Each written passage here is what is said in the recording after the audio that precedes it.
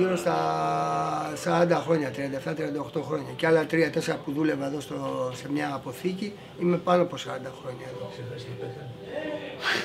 Άστο να το ακούς, αλλά όπως.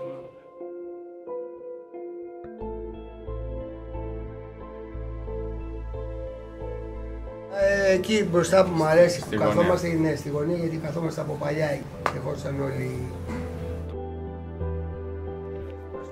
Είναι όλοι συστήματα, μην το... Άστο.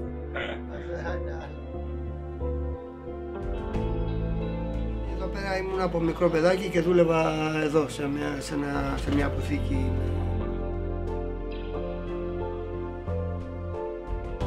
Ναι, ήταν καλύτερη, ήταν πιο ανθρώπινες οι συνθήκες, ήταν πιο... Αλλά το βράδυ δεν μπορούσε να κυκλοφορήσει, το βράδυ εδώ στο Μουσήρι.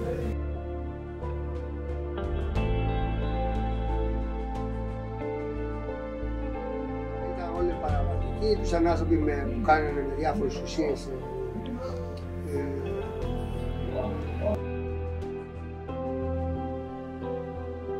Οι γυναίκες που κάνανε πεζοδρόμιο και τέτοια πράγματα.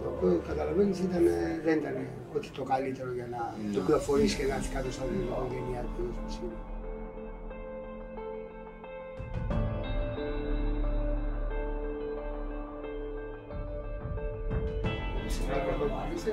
Ήταν λίγο υποβαθμισμένη το βράδυ, γιατί δεν ήταν τα πάντα κλειστά.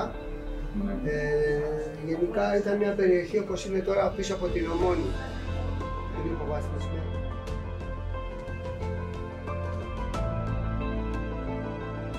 Ξεκινούσε και εδώ στην Αθηνά, στα διάφορα μέρη, ξεκινούσαν μαγαζιά καλύτερα από μένα το καφενείο,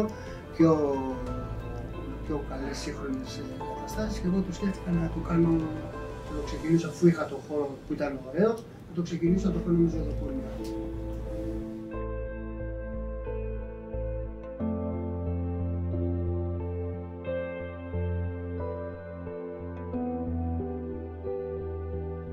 Γιατί εμάς είχαμε μάθει να πηγαίνουμε τον καφέ στους πελάτες, όλοι να έχουν τον πελάτη σε εμάς.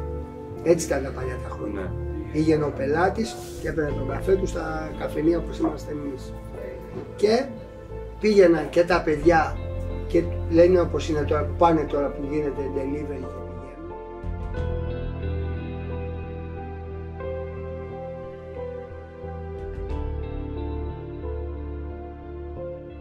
Είναι ένα αυθεντικό μαγαζί με ανθρώπους οι οποίοι έχουν χαμόγελο, όρεξη, και είμαστε πολλά χρόνια και έχουμε αρκετούς φίλους που μας στηρίξανε μέχρι τώρα.